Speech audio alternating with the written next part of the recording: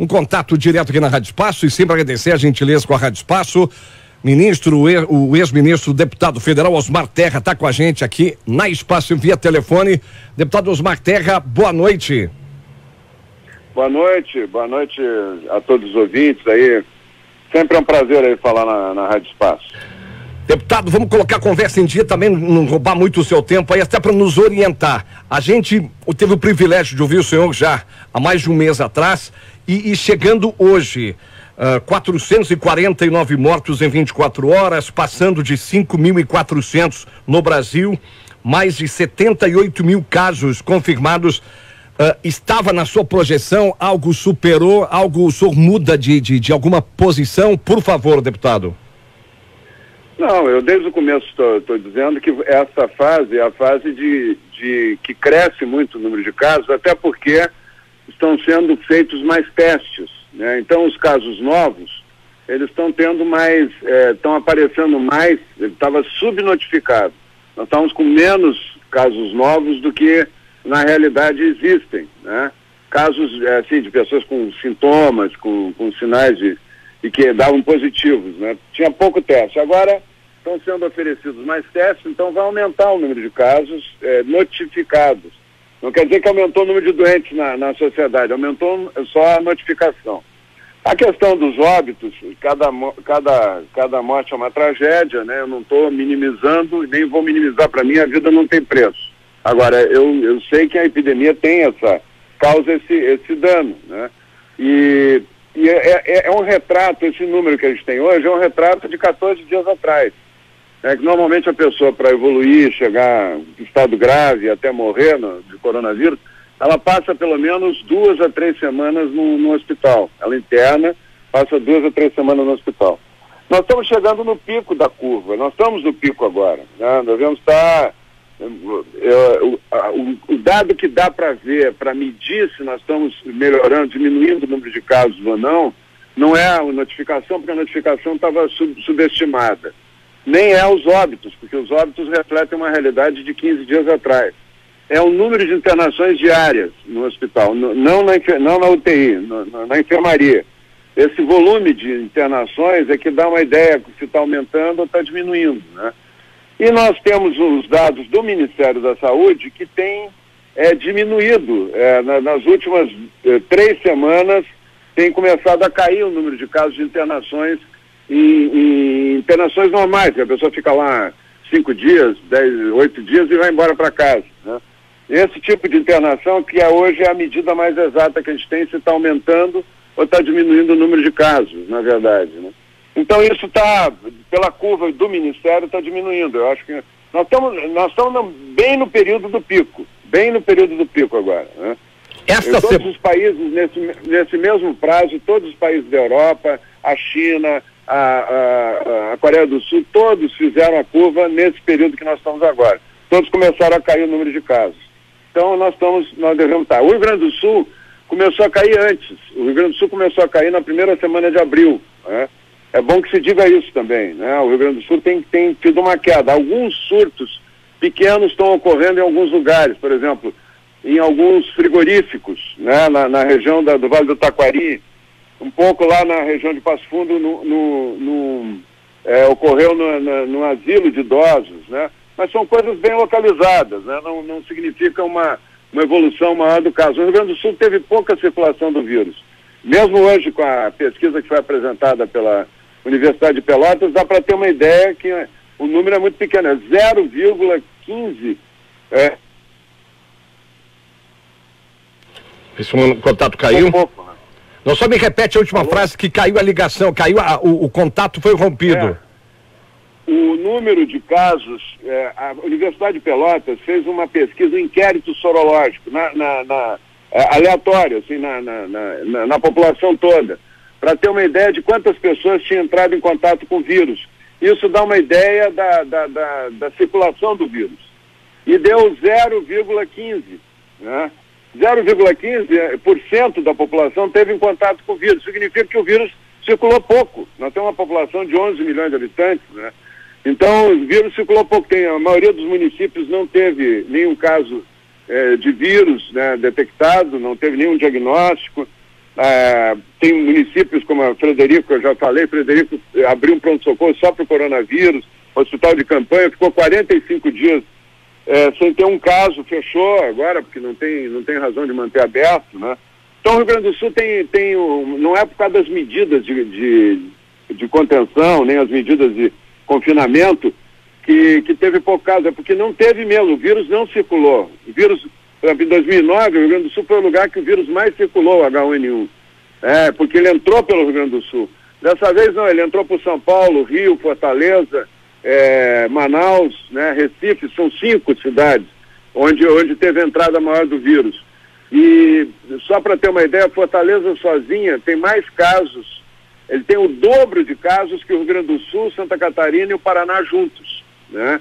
Tem estados brasileiros que o Mato Grosso, o governador construiu lá uma estrutura, um hospital de campanha, de 500 e poucos leitos, 150 leitos de UTI, e tem 4 doentes internados só, né?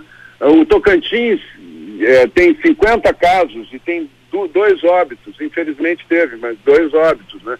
Então, a epidemia está muito forte ainda em Manaus, Fortaleza, Recife, São Paulo e Rio de Janeiro. Aí é que está o foco principal. No resto do Brasil, a circulação do vírus é muito pequena e nem vai aumentar muito em relação ao que tem hoje.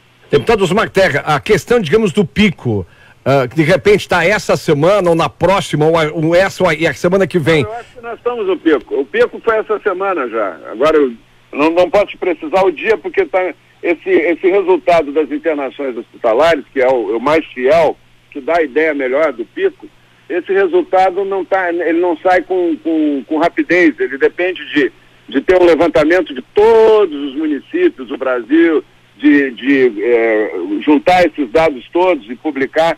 Então ele sai com 1 ou 2 semanas de atraso. Mas é visível que desde a semana, as semanas são contadas em semanas epidemiológicas, que começa lá na última semana de dezembro e depois vem contando as semanas, né? A semana 13, né, foi a semana em que teve o pico das internações hospitalares, e de lá para cá tem caído. Vamos ver se essa tendência se mantém. A gente precisa de mais uma semana para avaliar isso. Só até para nós leigos compreender esse aspecto aí, que de repente estamos com o pico agora. Digamos, semana que vem as mortes vão aumentar, por exemplo? O número de casos irão aumentar? Depende dos internados antes, né?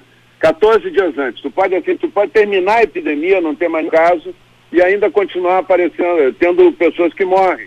Porque 14 dias as pessoas levam internadas no hospital, em média, 15, 14 dias, elas levam para evoluir para um desfecho fatal, entendeu?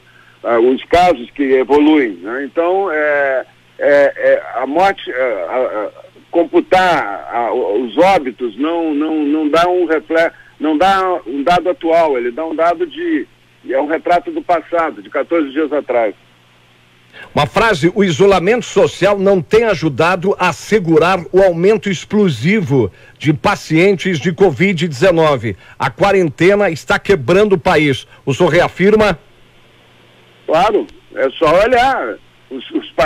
O Rio Grande do Sul não é exemplo porque tem pouca circulação do vírus, mas tu pega São Paulo, Rio de Janeiro, Recife, Fortaleza e Manaus, tu acha que teve algum achatamento de curva, diminuição de casos?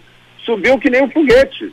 É assim que a epidemia se comporta. Ela sobe, a história natural, que tentaram fazer quarentena, lockout, fechar as lojas todas para diminuir o número de casos e achatando essa curva, que é uma curva aguda, né?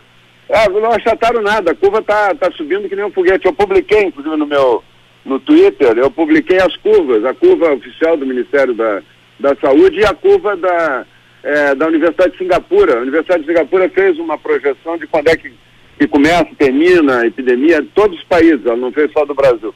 Ela usando dado Big Data, né? E ela fez uma projeção que é mais ou menos a que a gente tinha feito. Termina no final de maio, início de junho, a epidemia, e o pico é agora. Deputado, uma pergunta que muita gente que acompanhou o senhor aqui nas primeiras entrevistas, acompanha o senhor pelo Brasil afora nas entrevistas que o senhor tem concedido, uma pergunta natural e óbvia: por que os governadores, principalmente governadores, não seguem o que o senhor está dizendo? Tem que perguntar para eles. Eu acho que os governadores entraram numa fria, eles entraram num efeito manada que veio dos governos da Europa, que foi aquela projeção do Imperial College. Eles fizeram uma projeção, é uma instituição muito respeitada na Inglaterra, eles fizeram uma projeção apocalíptica, que ia ter dezenas de milhões de mortes no mundo. A projeção para o Brasil era 1 milhão, 100 e poucas mil mortes, né? Para os Estados Unidos era 2 milhões e 200 mil, na Inglaterra era 500 mil, e mostraram para os governantes isso, né? E, por exemplo, o Fauci, que é o assessor principal do Trump, acreditou nesse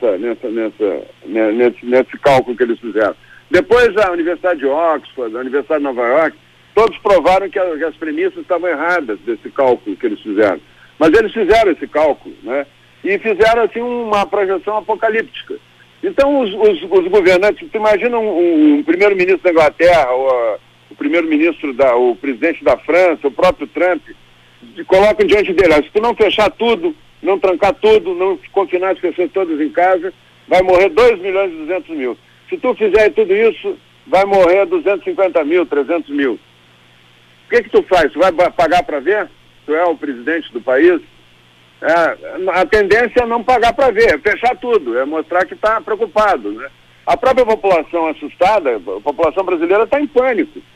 Tu liga a televisão, eu acho que tem aumentado o número de suicídios, porque tu liga a televisão, é só morte, caixão, gente na UTI, não dão uma esperança, não falam que tem uma curva, que tem começo, meio e fim, que isso deve terminar em tanto tempo, não dão uma esperança para ninguém, é só morte, tristeza, né? Então as pessoas estão mal informadas, estão em pânico e estão cobrando dos governantes uma atitude. E qual é a atitude? Quem toma a atitude mais radical parece que está mais preocupado com o bem-estar da população.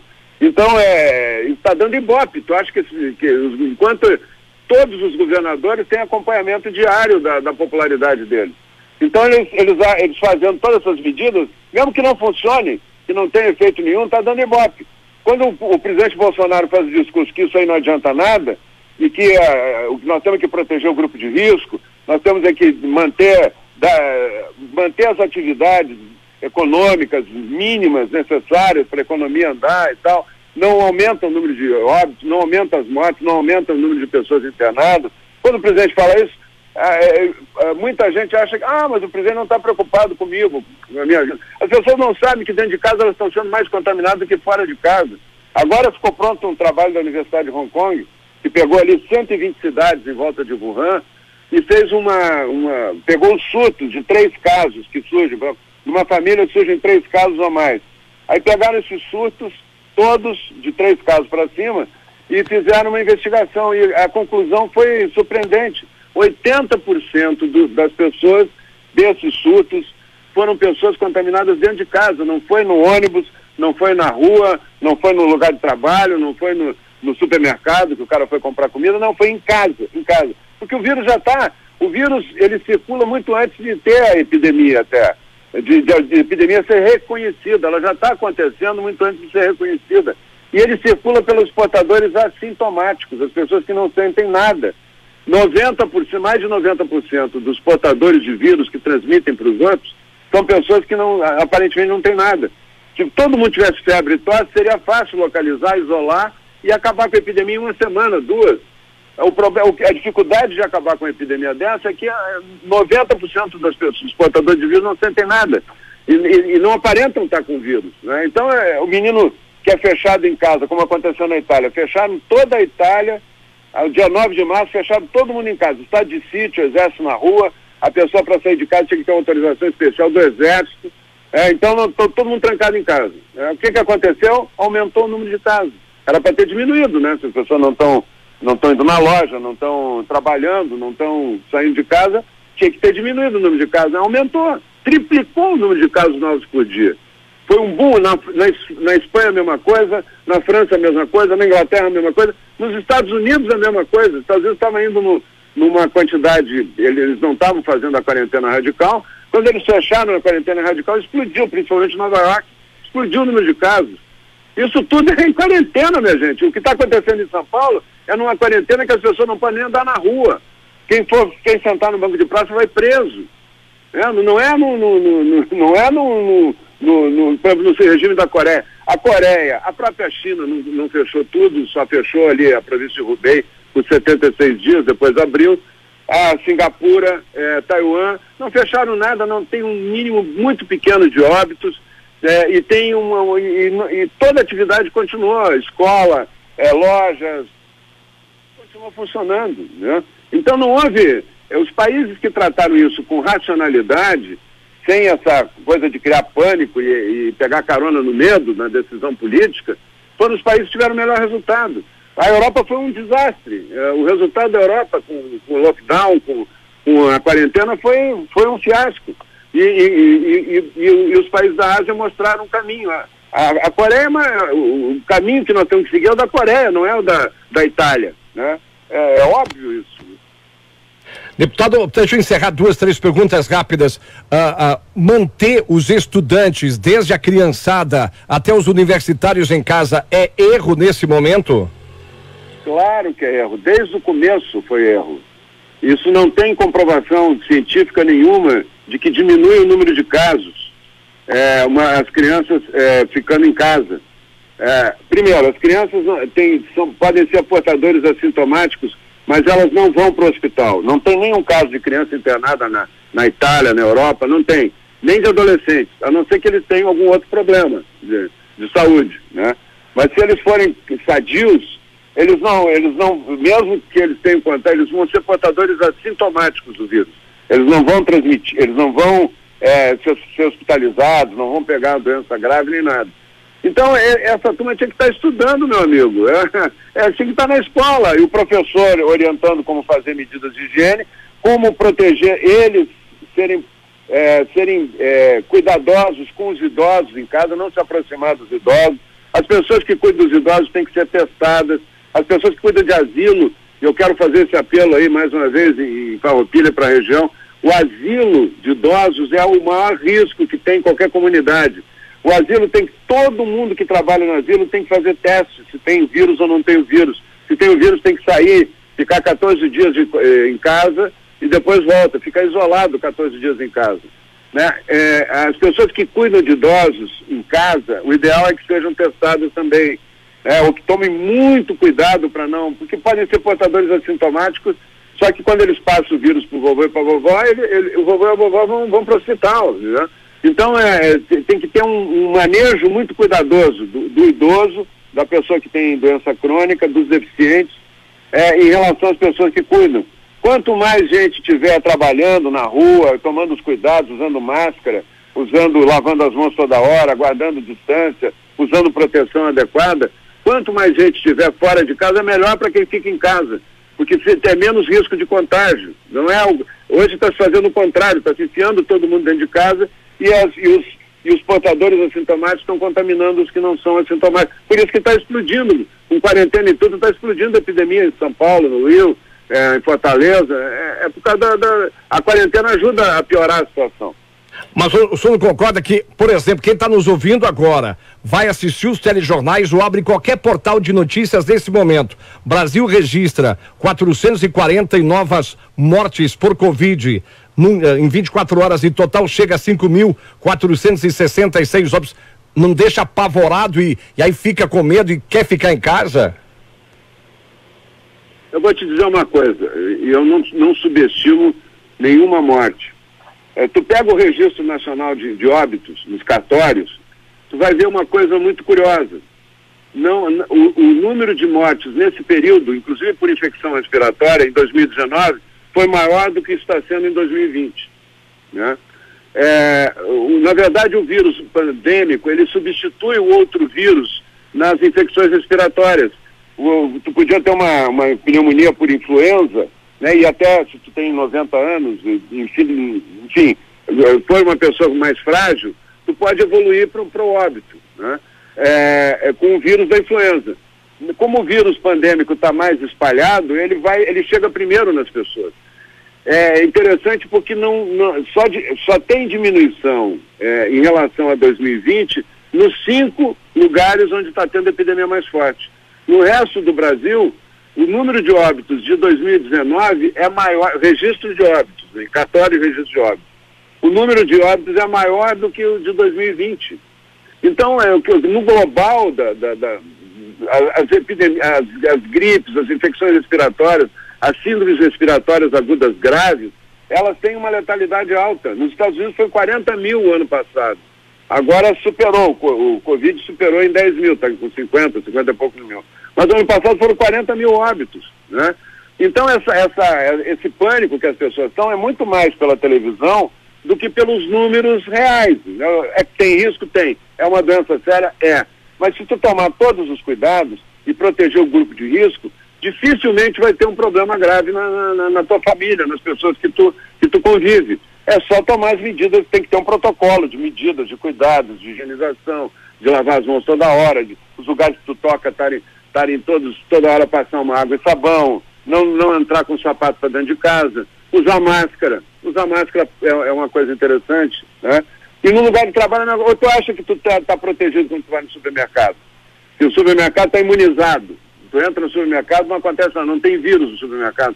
Cada latinha daquelas que tu pega, já uns 50 botaram a mão naquela latinha, provavelmente tem uma camada de vírus ali, né? Tu tem que lavar a mão depois que tu sai do supermercado, tu tem que não passar a mão no rosto, tu tem que ter algumas atitudes, né, que são atitudes básicas. O caixa do supermercado tem que ter máscara, tem que ter uma proteção de vidro para não soltarem saliva no rosto dele. Eu vou aqui no supermercado aqui de Brasília, eu vim agora do supermercado, não tem nenhum caso de coronavírus, nenhum, desde o início da epidemia. Nos 5 supermercados que eu costumo frequentar, não tem nenhum caso, desde o início da epidemia. Os funcionários que ficam ali o tempo todo convivendo com as pessoas, está cheio, parece um shopping, né? Cheio de gente, né? Tu acha que numa loja do shopping aí, do centro de Farroupilha, ou de Caxias, o risco é maior? Não, o risco não é maior.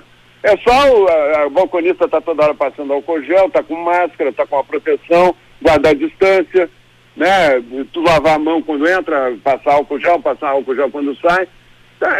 Tu tá protegido, ela também tá protegida. Não precisa fechar a loja.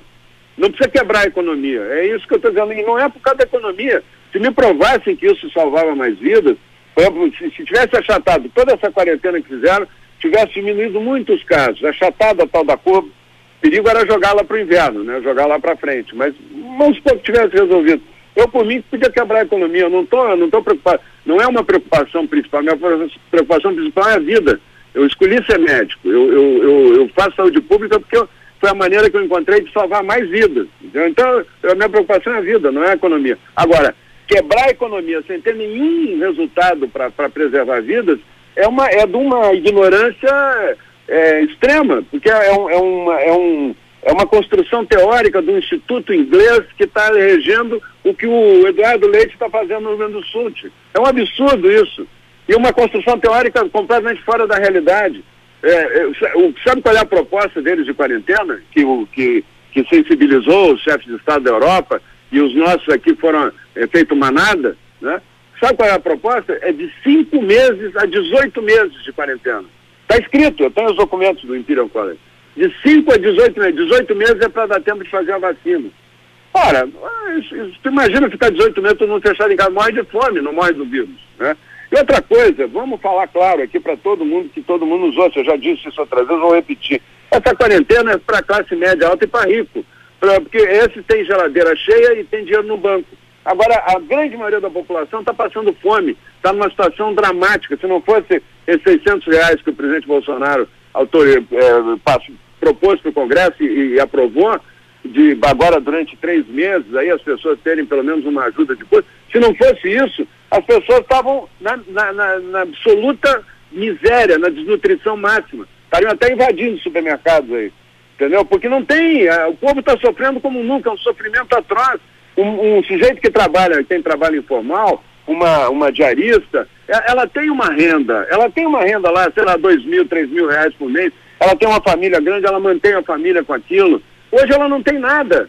Cancelaram tudo. As empreitadas, as pequenas empreitadas, os serviços de encanamento, encanadores, está tudo cancelado. Os diaristas não podem entrar nas casas. Ora, isso aí é fatal, isso aí é uma tragédia. Nós vamos demorar anos para nos recuperar disso aí.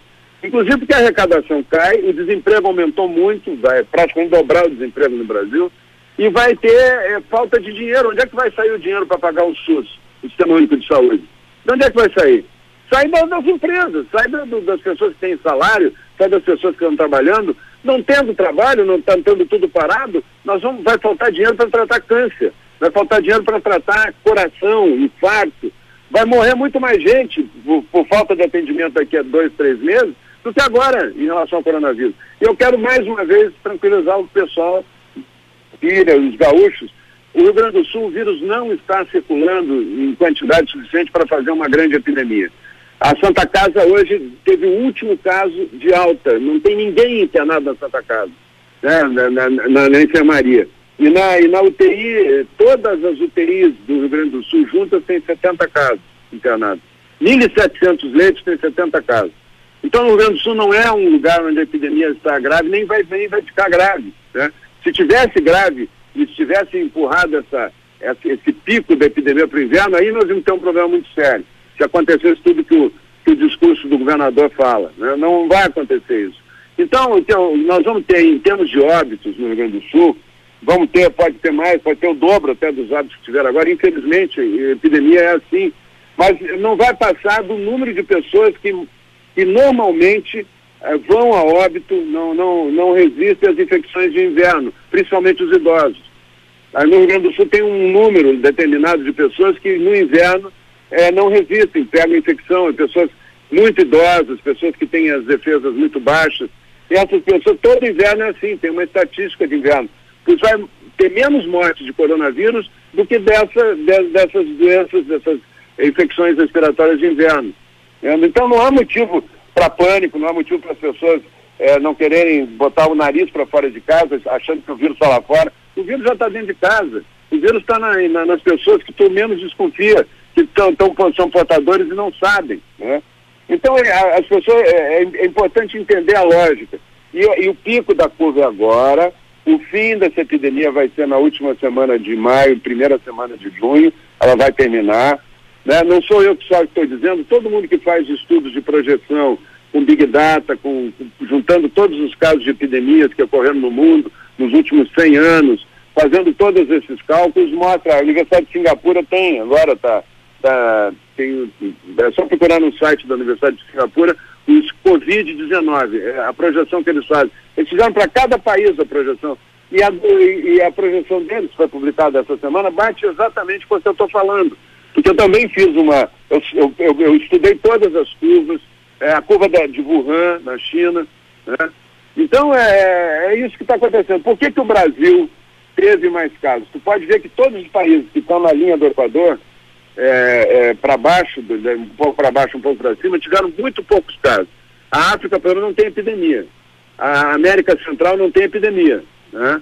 A Argentina circulou pouco vírus também, o Rio Grande do Sul, os estados, os países da América do Sul tiveram poucos casos, né? Ou tiveram epidemia pequena ou poucos casos. Então, por que o Brasil está tendo essa situação? Porque o Brasil teve tem duas situações diferenciadas. Primeiro, tem voos diretos para os centros da epidemia, né? Não só para a China, mas para Milão. Fortaleza tem 3 voos semanais diretos para Milão, né? Então vem muito turista, desde que o vírus começou a circular lá em novembro, dezembro, circulou muito turista, italiano aqui, chinês. A Zona Franca de Manaus, os hotéis têm mais chineses do que brasileiros, durante o ano todo em Manaus, né? Então vem muita gente de fora, tem essa diferença. São Paulo é comércio internacional, o Rio é turismo, Recife tem voos diretos diários para a Espanha, né? Voo direto para a Espanha para cá. Então, os turistas vêm para cá, o turismo tem um papel muito importante e os negócios têm um papel muito importante nesses 5 lugares, né? Agora, teve um outro fator que pouca gente fala e que eu vejo os governadores do Rio e de São Paulo tão preocupados em prender gente que está na praia, em prender gente não sei aonde, mas deixaram o carnaval correr frouxo. teve mais de 10 milhões de pessoas nas ruas de São Paulo, confraternizando, próximo, com o vírus já circulando a 1000.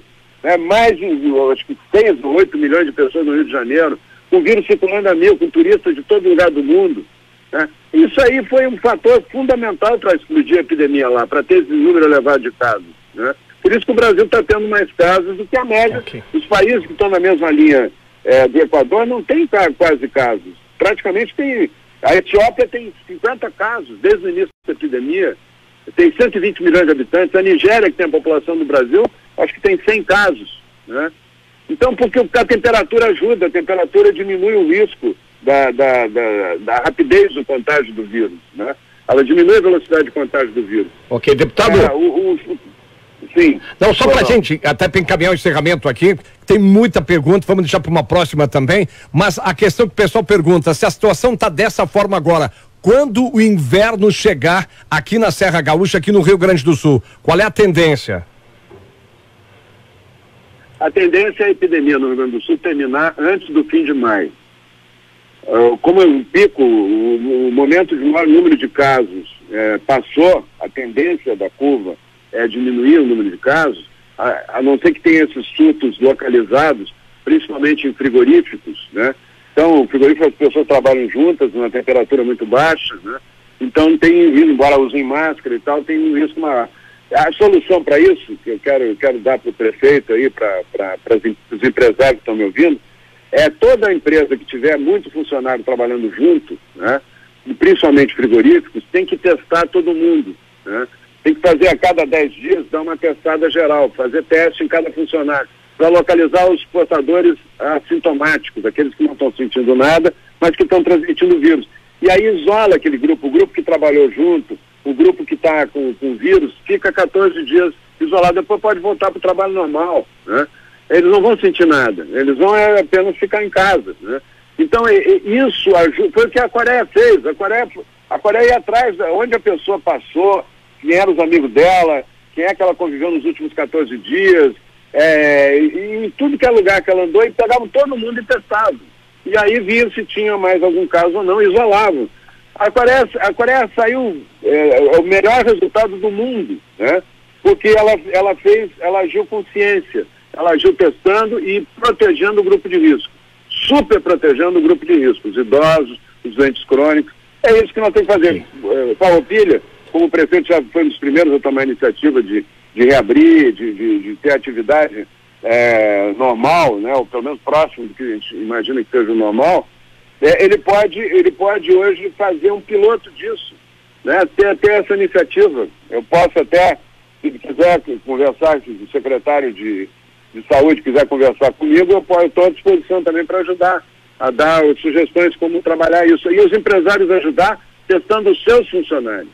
Todo mundo que tiver um número grande de funcionários, acima de 10 funcionários, 50 funcionários e trabalhando mais ou menos próximos, é interessante testar. Mesmo que eles não sintam nada, não importa, testa porque vai descobrir muito portador assintomático, Claro que aí talvez não descubra muito, porque o vírus não está circulando muito, no Rio Grande do Sul, mas os que descobrir já evita que haja contágio maior.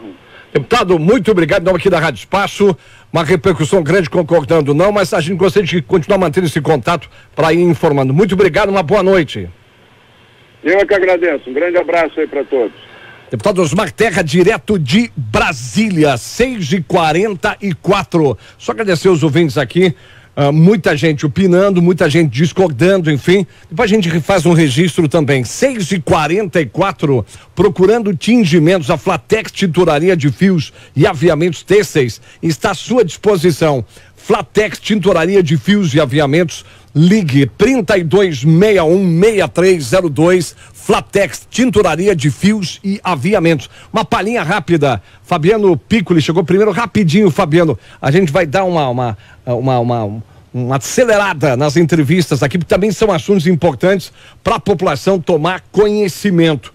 Por gentileza, Fabiano Piccoli, aqui no número 4, Fabiano, para a gente colocar a conversa em dia, vamos falar em 2 minutos para dar uma orientada. Fabiano, te agradecer a gentileza, o Fabiano veio até o estúdio aqui com a gente, o pessoal que está nos acompanhando pela TV Cidade Canal 14, pessoal no YouTube, canal do YouTube Rádio Espaço FM, pessoal no Facebook Rádio Espaço FM, potente 100.9 pelo Rio Grande afora. Fabiano, boa noite. Boa noite, Rogério, boa noite, ouvintes. Hoje dá uma atualizada, pedido de impeachment, prefeito Clayton Gonçalves. Até o prefeito estava convidado hoje para estar com a gente aqui, a assessoria do prefeito jogou a entrevista provavelmente para segunda-feira para colocar a conversa em dia, secretários assumindo, não foi confirmado, tal, Secretário da Saúde, mas a questão impeachment, o senhor preside qual dos processos? É o processo número 2. Ou seja... Que é o do Glaciro Gomes, referente à aquisição dos 4 terrenos sem autorização legislativa. Vereador Fabiano Pique, hoje era para o prefeito ter estado pela parte da manhã depondo, à tarde... À tarde eram as testemunhas. Tá. Então, pela manhã, às 10 horas, havia sido a data que o prefeito havia escolhido para fazer a defesa pessoal dele em relação ao projeto. E na última sexta-feira ele trocou os procuradores. E os procuradores estiveram na Câmara hoje de manhã e solicitaram que a defesa do prefeito fosse feita após as oitivas com as testemunhas. Os senhores aceitaram? Que aconteceu hoje à tarde com as testemunhas, nós acabamos aceitando, mas frisamos que era na verdade assim, está sendo quase que sempre a última tentativa, mas pelo princípio da ampla defesa, nós estamos oferecendo essas possibilidades ao prefeito, até estamos recebendo muitas críticas em relação a isso, por estarmos oferecendo essas possibilidades para o prefeito. E só para deixar registrado os ouvintes, o procurador antigo do prefeito havia solicitado que o prefeito falasse antes das testemunhas. Nós, num primeiro momento, indeferimos, ele pediu de novo e daí nós aceitamos. E aí hoje, com os novos procuradores, esses procuradores pediram que o prefeito seja ouvido após as testemunhas. Sabemos que o decreto-lei ele não dá um rito completo, né, de quem fala antes, mas seguindo os processos normais do fórum, o réu sempre fala por último. Então, nós aceitamos o pedido dos novos procuradores, então amanhã às 13 horas o prefeito vai estar na Câmara, pelo menos ficou acordado de ele fazer o seu depoimento. Dá para divulgar quem foram as testemunhas? Sim, foram 10 testemunhas que foram arrolados pelo prefeito na sua defesa prévia, os empresários Geraldo Alexandrini, João Fernando Silvestrin, o Silmar Mantovani, o Kiko Mantovani, o Serginho Dieter, a ex-servidora a doutora Maiara, a doutora Roberta, o Gilmar Paulos, que é chefe de contabilidade, Claudiomar Pegoraro, que é o topógrafo, a arquiteta Samila Balbinotti e o servidor do setor de compras, David Toni. Todos compareceram, todos deram seu depoimento, superamos essa fase e esperamos amanhã então encerrar essa fase de instrução processual. Já houve uma proposta de unir os processos? Não, na verdade foi uma tentativa. Ontem nós recebemos um despacho desses novos advogados para que houvesse uma união dos dois processos. Os dois processos foi indeferido porque os dois processos nasceram de forma diferente, são pautas diferentes, são comissões diferentes. População pode assistir? É a partir de, se eu não me engano, a resolução da Câmara, a partir de segunda-feira abre, mas está disponível pelos canais da Câmara, pelo Facebook, pelo YouTube. E às 10 da manhã, o prefeito também tem a oitiva com a outra comissão processante, que é presidida pela doutora Eleonora. Só para deixar claro para quem está criticando a postura dos vereadores de facilitar, os vereadores estão facilitando o prefeito que está jogando, postergando, enfim, protelando? Uma das principais preocupações que nós temos é com o princípio da ampla defesa e o devido processo legal. Então, todas as vezes que nós estamos possibilitando ao prefeito é justamente para contemplar esse princípio da ampla defesa. Fabiano, obrigado. Sempre atentos ao prazo decadencial, que é 90 dias. Te agradecer hoje na corrida, mas uma frase: restaurantes que o senhor, teu colega, o Franz Casale também de prefeitura, enfim, vocês estão ajudando, os senhores estão ajudando. Alguma expectativa de, não é facilitar, mas digamos, mudar um pouco o decreto para eles estão pedindo socorro e é uma situação muito delicada. O município nós tivemos avanços com o novo decreto possibilitando, mas é muito difícil deles operarem da forma que está. Segunda, terça e quarta foi terrível. Então nós sugerimos, hoje em contato com algumas pessoas do governo, está sendo sim estudado a possibilidade de alguns avanços. É bastante difícil porque os avanços a gente quer que seja de uma velocidade maior, mas a equipe técnica, pelo que eu ouvi, está trabalhando e acredito que nós teremos novidades em breve. Mas estamos atentos, estamos dialogando e pedindo para que haja esses avanços com todas as precauções necessárias. Fabiano, muito obrigado e qualquer novidade nos mantém informados. Um abraço, uma boa semana. Cumprimentos. O Fabiano Piccoli, vereador aqui de Farroupilha, presidente de uma das comissões do impeachment do prefeito Clayton Gonçalves, 6h50. Vou pedir também para a gente dar uma acelerada na entrevista, secretário da Educação aqui de Farroupilha, professor Vinícius Graziotin de Césaro, que também acumula esporte, lazer e juventude. Vai aqui no 3, exatamente, até para a gente ter a mudança aí dos locais. Vinícius, te agradecer também a gentileza, a gente dá uma acelerada aqui nas entrevistas. Primeiro, boa noite, Vinícius. Boa noite, tudo bem? Deixa um abraço pro Miller aí, de aniversário. Aniversariante de hoje, grande Miller aí, muito bem, muita saúde pro Miller sempre, esse astral bacana do Miller. Vinícius, vamos dar um ligeirão no que se refere à orientação, fundamental. Milhares de estudantes aí aguardando. Volta às aulas ontem com o que o governador falou, deve anunciar nessa quinta-feira alguma coisa também. O que dá para alertar o pessoal? Rede municipal. Sim, a rede municipal ela vai ter que acompanhar o estado por conta daquelas coisas que a gente já vem conversando e depois com mais tempo a gente pode abordar. O governador colocou então que ele vai anunciar provavelmente amanhã esse estendimento da parada. Então o que eu estou planejando, já viemos conversando com o Sismuf, com o Ministério Público, com as secretarias e tudo mais, com o prefeito. Nós pretendemos então, com as equipes diretivas também, antecipar o recesso de inverno para esta primeira quinzena de maio, visto que nós vamos ainda infelizmente continuar afastados em maio. Então na primeira quinzena de maio nós faríamos o recesso de inverno e na segunda quinzena de maio nós vamos então reforçar algumas situações pela plataforma e atividades à distância, até porque nós tivemos ontem, Rogério, a aprovação no Conselho Nacional de Educação de um parecer que foi enviado para o MEC. Esse parecer, muito possivelmente, dentro de uns 10 dias, vai ser aprovado ou não, ou aprovado com ressalvas pelo MEC e ele vai virar uma lei nacional. Com esse parecer, o que ele faz esse parecer? Ele regula toda a parte da recuperação e reorganização do calendário escolar, ele regula algumas questões de aulas à distância também. Então, com esse documento legal, nós poderemos vir para Farroupilha, ver o que se encaixa na nossa especificidade, provocar o Conselho Municipal de Educação e, a partir daí, então, desenharmos alguma coisa efetiva e válida. Então, só para salientar aqui uma informação nova. Dependendo da manifestação do governador nessa quinta-feira, que ele deve jogar a volta para o final de maio, enfim, ou depois da metade de maio, quiçá começo de junho, enfim. Tem até que ele vai prorrogar mais ainda. Sim. Mas, digamos, para Farroupilha, as férias, o recesso de julho, de inverno, isso, de passaria julho, agora para os primeiros 15 dias de maio. Para os primeiros 15 dias de maio, porque aí nós também teremos tempo para planejar algumas situações de acordo com esse parecer que foi aprovado ontem e foi enviado para o MEC. E aí, claro, diante da manifestação do governador, a gente vai avaliando também as situações. Eu sei que a ansiedade é grande, nós precisaríamos definir algumas situações, mas nesse momento a cautela ainda, e essa antecipação, ela vai vir a nos economizar um tempo, porque nós temos aí 2 semanas cheias, né?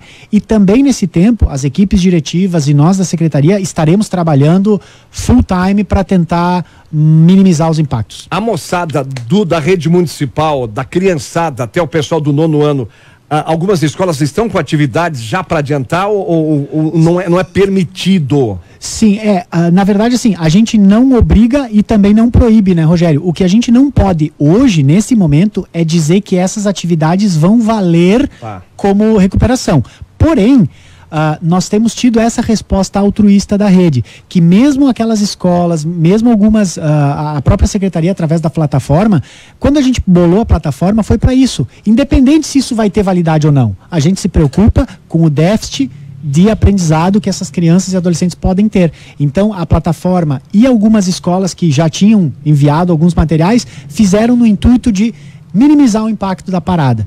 Depois, se a lei nos permitir, nós vamos utilizar essas atividades para recuperação. 2 perguntas. Professores estão recebendo em dia ou de repente tem alguma redução?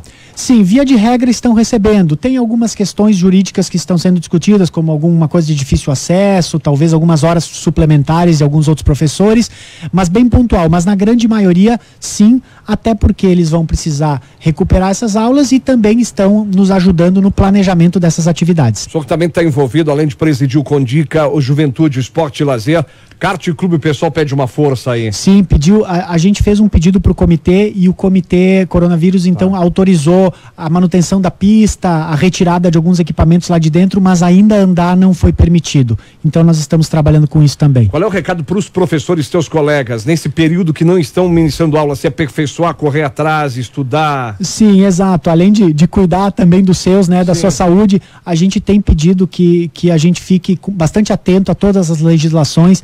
Nós temos diversos cursos que estão sendo ministrados, seja por lives, seja por webinários, né? Então nós temos aí muito material para estudar, muita coisa, e os professores também estão se preparando para um momento completamente novo que eu acredito que virá para a educação em níveis muito maiores que o município, no caso, né? Também a preocupação com a criançada, porque a gente pega desde a criançada até o universitário, enfim, o fato dessa pressão toda, e vem tristeza, vem depressão e claro. Também, porque ficar em casa, criançada, principalmente em casa, há mais quase de 40 dias, um pouco mais, um pouco menos, é difícil. Inclusive nós estamos também já começando a pensar que ferramentas nós vamos usar na avaliação na volta dessa galera, para entender qual foi o impacto que teve a parada neles também. Vinícius, muito obrigado, muito diretamente te parabenizando aqui pelo teu trabalho, tá? Joia, muito obrigado. Obrigado, Vinícius, secretário municipal de educação, 6h56. Mais informação chegando, Voz do Brasil, 8 horas, tem o Alexandre comandando o show, comandando ligação direta. Gente, muito obrigado hoje, participação incrível aí, muita gente detonando os Macterra, ofendendo os Macterra, muita gente elogiando, enfim. Participação, interatividade, opinião sempre é importante, é independente, né, da sua opinião, é sempre importante. Gente, amanhã às 6 a gente volta com Borfar Seguros, Empório Nova Aliança e Suprema Eventos. Muito obrigado, até amanhã. Tchau, espaço.